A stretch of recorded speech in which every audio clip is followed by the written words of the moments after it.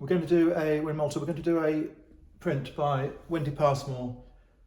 So Wendy Pasmore lived from 1919 to 2015, and she was married to Victor Pasmore, who was a famous architect, artist, designer.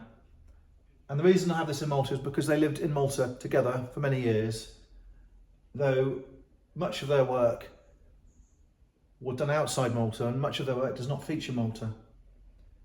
So Victor Pasmore was the more famous of the two and was the more prolific of the two. And in Malta there is a huge following of Victor Pasmore stuff, less so of Wendy Pasmore stuff.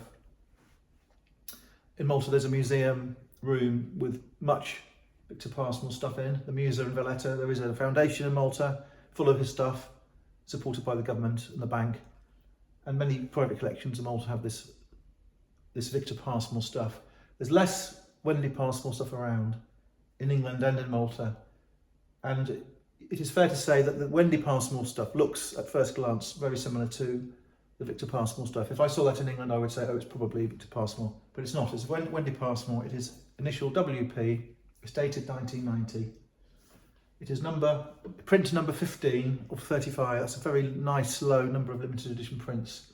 So this print is 35 years old, 1990, starting to look a long time ago now. The Wendy Pasmore stuff is similar to Victor Pasmore stuff, but she's very good at colours. She's very good at texture, and there is a market for Wendy Pasmore stuff as well as obviously the Victor Pasmore stuff. So this has got a very good quality metal frame, and it's beautifully framed, nice and flat, and the print itself is in good condition. The paper is a white paper. There is a background colour, ivory, and there is the actual image itself. The numbers and the initials and the date are done by hand in pencil. It's not printed on. It's quite small, but it's a beautiful item, and it's got just a nice quality, simple frame, which doesn't take anything away from it. The price of this in Malta will be the same as the price in London. There's not a lot of variety when it comes to buying Wendy Pasmore. There's not as much stuff around as Victor Pasmore, as I said. But for someone in Malta who wants to have more dimension in their Pasmore collection, I think that it would be appropriate to have something from Wendy Pasmore. We've got 50 or 60 things from Victor Pasmore, and however you look at it, the part of the story of Victor Pasmore in Malta is Wendy Pasmore, and she did do some art, as we can see.